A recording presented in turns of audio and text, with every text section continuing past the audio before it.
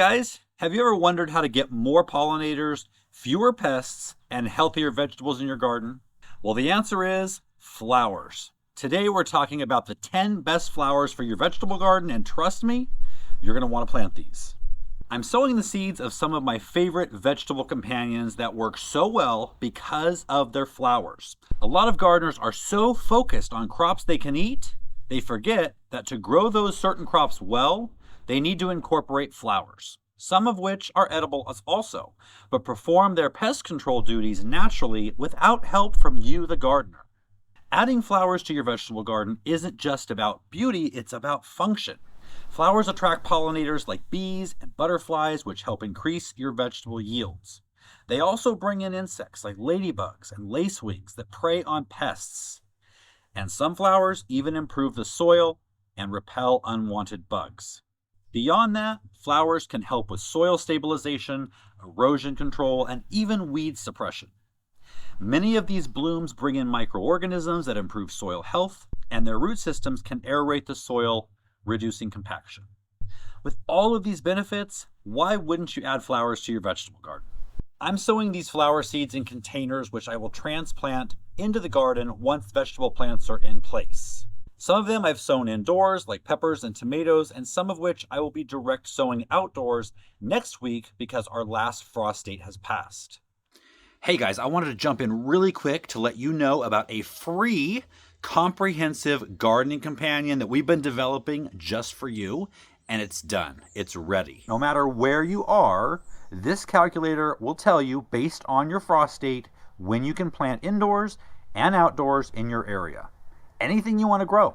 It will also give you a growing guide for those crops, including scientific companion plants best for that crop. Better yet, you can receive notifications for each plant. It tells you when to sow, when to plant, when to harvest. It takes all the guesswork out of it. And did I mention, it's completely free. I'll leave a link to the personalized garden companion down in the video description. So as I sow these seeds, I want to share with you what I'm sowing and why I think these are the 10 best flowers you can grow in and around your vegetables. First up, we have Sweet Alyssum. This low-growing flower is a magnet for pollinators and beneficial insects. It produces a light, sweet scent that attracts bees, which help you with pollination. If you plant it near your lettuces and your brassicas, you'll see fewer aphids since it attracts hoverflies, which naturally keep pest populations in check. Plus, alyssum reseeds easily, so once you plant it, you'll likely get even more year after year. Another great thing about alyssum is that it acts like a living mulch, keeping the soil moisture in and suppressing weeds. The second one is calendula, or pot marigold. Calendula is not just gorgeous, it is also medicinal and repels pests like aphids and whitefly. This flower has been used for centuries in herbal medicine for its antibacterial and antifungal properties. Its petals are edible, adding a bright and slightly tangy flavor to salads. It thrives in a variety of conditions and does well in cooler temperatures, making it an excellent choice for spring and fall plantings. Number 3 are nasturtiums. Now, nasturtiums are a gardener's secret weapon. They act as a trap crop, attracting aphids away from your vegetables. These fast-growing, trailing plants are fantastic for ground cover, suppressing weeds and keeping soil moisture locked in. But did you know that nasturtiums are fully edible? Their leaves, flowers, and even seed pods have a peppery, spicy flavor, making them a great addition to salads or homemade herbal vinegar. Plus, they look absolutely stunning, spilling over garden beds or climbing trellises. Number 4 is zinnias. These are pollinator powerhouses. Bees, butterflies, and hummingbirds love them. More pollinators equals more veggies. These flowers bloom continuously throughout the summer, ensuring you always have fresh blooms to attract beneficial insects. One of my favorite tricks is planting zinnias near cucumbers, squashes, and melons to encourage fruit production. If you have a cut flower garden alongside your vegetables, zinnias make excellent cut flowers that last up to 2 weeks in a vase. Number 5 is flowering carrot.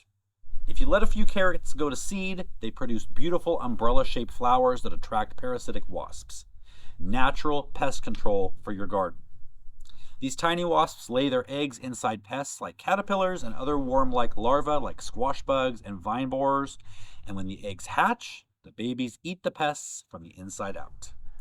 This flower is a great low maintenance option because it often self-seeds and blends beautifully into wildflower and cottage gardens. Plus, it's a great companion plant for tomatoes and peppers. Okay, we're halfway through the list, and I can hear the question now. What are these different looking seed trays? They do have an interesting design. These are from Bootstrap Farmer, and I love them because of the design. These seed trays allow for airflow above and below the soil, so new seedlings grow healthier root systems and you get stronger transplants using these air pruning block trays. Air channels between each cell provide even air circulation, and these spaces in the corners prune the roots and keep them from circling around and around. The holes at the bottom are big enough just to pop the seedlings out with your finger. The slits in the side of each cell also help against drowning your seedlings. Anyone ever done that? If you accidentally leave too much water in the bottom tray, the potting mix can still breathe because of those side channels. Best of all, they're super strong. They last for years to come and are food safe. They also come in all different sizes and shapes. Okay, back to our list. Number 6 is dill. Now, dill is a fantastic companion plant that provides multiple benefits in your vegetable garden. Its delicate yellow flowers attract hoverflies, ladybugs, and parasitic wasps, all of which help control a wide variety of pests. Additionally, dill's strong scent can confuse insects like the cabbage white butterfly and keep them from laying as many eggs. If left to flower, dill will reseed itself, ensuring a steady supply year after year. The leaves and seeds are also excellent for culinary use, making it a dual-purpose plant in your garden. Number 7 are marigolds. Marigolds are one of the most popular, well-known flowers for pest control in vegetable gardens. They're known to be particularly effective against root knot nematode. Marigolds, and French marigolds are the best, they act as a trap crop. The nematode enters the roots of the plant but is unable to develop further in its life cycle, or may be actively killed by the plant when it attempts to feed. Not only do marigolds control nematodes, their cheerful, bright colors make any garden look vibrant. If you're looking for a plant that's easy to grow, pest resistant, and beneficial for your vegetables, marigold should be at the top of your list. Number 8 is lavender. Lavender isn't just for aromatherapy. It's another pollinator powerhouse. Bees and butterflies flock to lavender, increasing pollination rates in your garden. Lavender provides shelter for big-eyed bugs and ground beetles. Big-eyed bugs take care of spider mites, and ground beetles help to control cucumber beetles. Plant some lavender around your garden. It's drought tolerant, it thrives in poor soil, making it a great, low-maintenance choice for gardeners looking to boost biodiversity. Number 9 is yarrow. Yarrow is one of the best flowers for attracting beneficial predatory insects like ladybugs, lacewings, and parasitic wasps, all of which help control aphids, caterpillars, and mites. It's another drought-resistant, hardy plant that thrives in poor soil conditions, making it an easy addition to any garden. Yarrow also acts as a natural soil builder. Its deep roots pull up nutrients deep in the ground, making them available to shallower-rooted vegetables. Our final choice, number 10, is last but definitely not least, and that's cosmos.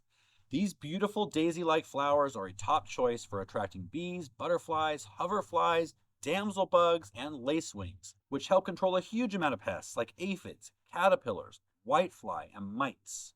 Cosmos are incredibly easy to grow, thriving in poor soil and requiring minimal maintenance. They self-seed readily, meaning that once you plant them, you're likely to see them return year after year, which is fine by me. Their tall, wispy stems also provide excellent structure in a garden, helping to create visual interest and height among your vegetable beds. If you deadhead the flowers, they will bloom all season long. Now that we know which flowers to plant, here are some quick tips on how to incorporate them into your garden effectively. Number 1, interplanting.